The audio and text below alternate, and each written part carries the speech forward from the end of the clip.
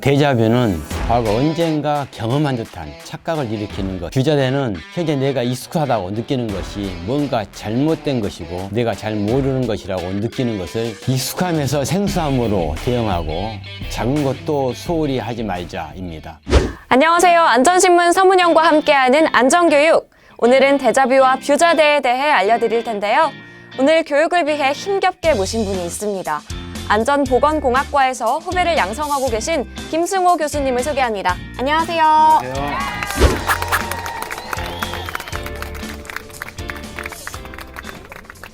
네, 교수님 너무 반갑습니다. 네네. 먼저 안전의 데자뷰와 뷰자대에 대해 알려주신다고 했는데 데자뷰와 뷰자대가 무엇인지부터 알 수 있을까요, 교수님? 네, 먼저 데자뷰는 현재 내가 경험하고 있는 일이 지금이 아닌 과거 언젠가 경험한 듯한 착각을 일으키는 것, 즉 기시감을 데자뷰를 하고, 뷰자대는 현재 내가 익숙하다고 느끼는 것이 뭔가 잘못된 것이고 내가 잘 모르는 것이라고 느끼는 것을 미시감이라 합니다. 여기서 기시감은 처음 보는 대상이나 처음 겪는 일을 마치 이전에 경험한 것 같은 이상한 느낌이나 환상을 말하는데요. 사람은 살면서 다양한 정보를 통해 사건과 사고를 접하게 되고 비슷한 사건과 사고를 듣거나 보면서 언젠가 경험한 듯한 착각을 받으면서 이러한 일들에 대해 무감각해집니다. 직장이나 일상에서도 비슷한 형태의 각기 다른 안전사고가 발생되고 있음에도 우리는 또 사고가 발생했나 라는 식으로 무뎌지는 것이 데자뷰. 이는 프랑스어로 이미 보았다는 뜻에서 유래한 말입니다. 그렇군요. 그렇다면 사고 현장에서의 데자뷰 사례에는 뭐가 있을까요? 네, 먼저 산업 현장에서의 설비 끼임 사고를 보시면은 2014년 8월 31일 열처리 업체 작업자의 기계 끼임 사고, 2017년 11월 15일 보일러 공기 예열기 청소 작업 중 끼임 사고, 2018년 12월 11일 떨어진 석탄 정리 작업 중에 컨베이어 벨트의 끼임 사고, 2020년 11월 2일 컨베이어 수리 중 롤러의 끼임 등이 있습니다. 그리고 물류 창고 현장 사고도 있죠. 2005년 5월 15일 GS 물류 창고 화재 8명이나 사망을 했는데 이런 사고, 2008년 1월 7일 코리아 냉동 물류 창고의 화재에서 40명이 이제 발생되는 사망 사고, 2020년 4월 29일 한이 익스프레스 물류 창고 화재에 38명 이런 사망 사고 등이 있는데요. 자, 보시면은 끊임없이 사고가 반복되고 재발하고 있죠.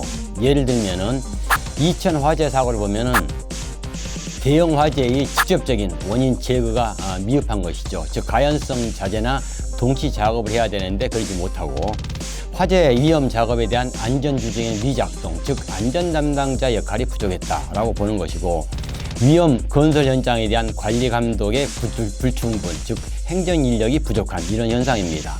마지막으로 이 기업의 안전 경영에 대한 관심과 투자가 부족하다, 즉 경미한 처벌로 볼 수 있다 하는 이런 사항입니다. 그러면요, 교수님, 지금 얘기만 들어도 건설 현장에서 비슷한 원인으로 화재 사고가 반복되듯이 일어나는데 그 피해는 어느 정도고 주요 발생 원인은 무엇일까요? 네, 2008년부터 2019년까지 건설 현장 화재 사고 현황은 건설 현장 화재 사망 사고가 총 109건으로 사망자 182명, 부상자 1,730명이나 된다고 하는데요. 주요 발생 원인은 중소규모 건설 현장에서 마감공사 단계의 유증기 발생 또는 단열 작업 중에 용접, 용단의 불꽃 또는 누전에 의해 발생한다고 고용노동부 보도자료에도 나타나고 있습니다. 그렇다면 제도적으로 대책 마련이 있잖아요. 그 대책은 무엇이고 어떤 노력을 하고 있을까요? 네, 제도적으로 산업안전보건법 다들 아시죠? 산업안전보건법 제1장 총칙과 제1조 목적은 산업안전 및 보건에 관한 기준을 확립하고 그 책임의 소재를 명확하게 하여 산업재해를 예방하고 쾌적한 작업 환경을 조성함으로써 노무를 제공하는 사람의 안전 및 보건을 유지, 증진함을 목적으로 한다라고 되어 있습니다. 또한 정부는 제도를 개선하는 데에도 많은 노력을 하고 있는데요. 기업의 노동안전, 경각심을 제고하고 산안법 실효성에 대한 제고, 기업의 경제적 제재, 경영 책임자의 사업장 안전에 대한 관심과 책임 강화, 특히 인명 피해에 대한 범죄 특례법 제정을 추진되어야 할 것으로 생각되고 있습니다. 그렇다면 역시 안전관리가 제일 중요할 텐데요, 교수님. 안전관리 얼마나 중요한가요? 안전관리는 즉 안정적인 관리가 굉장히 중요하다고 생각이 됩니다.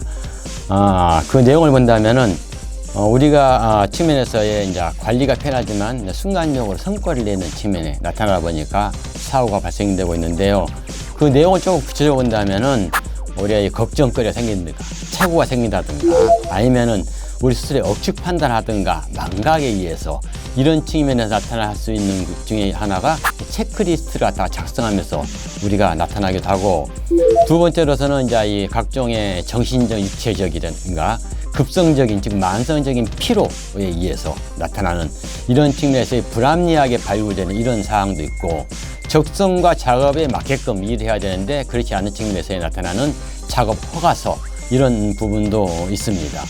또 그리고 나서의 우리의 관리적인 측면에서의 교육훈련이라든가 아니면은 감독 지도가 불충분하든가 아니면 적성 배치가 이제 불충분해서 나타나는 관리적 요인 같은 경우, 그다음에 인간적인 관계의 요인 같은 경우, 그다음에 설비 요인 같은 경우가 나타날 수 있는 측면에서의 표준 작업 절차에 따르는 이런 사항입니다. 즉 심리적, 생리적인 이런 측면에서는 인적 요인에게 영향을 주고, 환경적 측면의 것은 우리가 측면에서는 외적인 요인에서 나타납니다. 이 자체는 우리 스스로에 대해서 너무 불안전한 행동을 야기시킬 수 있다 하고 볼 수가 있는 것이죠. 이 불안전한 행동을 우리가 예방하는 측면에서의 안전관리가 굉장히 중요하다고 볼 수가 있습니다. 네, 지금까지 안전의 데자뷰에 대해 얘기를 들어봤는데요. 교수님, 그렇다면 뷰자대는 무엇인가요? 이것을 통해서 보시면은 이미 수차례 경험했지만 마치 처음 접한 것처럼 느끼고 행동하는 것으로 익숙한 것을 새롭게 느끼는 것을 말하는데요. 참신하고 긍정적이며 창의적인 역발상을 통한 해법적 대안을 제시하여 익숙한 것에서 새로운 가치를 추구해야 합니다. 쉽게 말하면은 뷰자대는 늘 접하는 익숙한 상황이지만 처음 접하는 것처럼 낯설게 보는 것, 바로 생소함이라고 생각하시면 됩니다. 그렇다면 뷰자대의 사례로는 어떤 것들이 있을까요? 네, 일단 흡연 부스에 관련 사례를 한번 보겠습니다. 일본 도쿄 시부야에 흡연 부스가 설치됐는데요. 통행에 방해가 된다고 이유를 없이 이제 철거를 하게 됐습니다. 하지만 그 결과는 주변 거리가 전부 담배꽁초와 그의 쓰레기들로 가득 차버리는 그런 상황이 발생했는데요. 그래서 어떻게 됐을까요? 결국 다시 흡연 부스가 설치되었습니다. 그래서 우리는 창의적인 생각을 통해서 새로이 대응을 해야 된다 하는 이런 것이 일명 뷰자대라고 볼 수가 있습니다. 네, 이렇게 김승호 교수님과 함께 안전의 데자뷰와 뷰자대를 알아봤는데요. 마지막으로 보시는 수강생들한테 오늘 교육의 포인트를 알려주자면 어떤 것들이 있을까요? 익숙함에서 생소함으로 대응하고 작은 것도 소홀히 하지 말자입니다. 위기는 예상하는 곳에서 일어나지 않습니다. 모든 문제의 시작과 끝은 결국 사람이기 때문에 작은 것도 소홀히 하지 않는 것이 중요합니다. 네, 이렇게 오늘 이 시간 김승호 교수님과 함께 안전의 데자뷰와 뷰자대에 대해 알아보는 시간 가졌습니다. 모든 문제의 시작과 끝은 사람이라는 말씀이 정말 와닿았는데요. 정말 익숙한 것에 속지 말고 작은 것도 소홀히 하지 말자, 꼭 기억해야 할 것 같습니다. 마지막으로 인사드리고 마칠까요? 이상 저는 진행을 맡은 서문영, 그리고 도움을 주신 김승호 교수님이었습니다. 감사합니다. 감사합니다.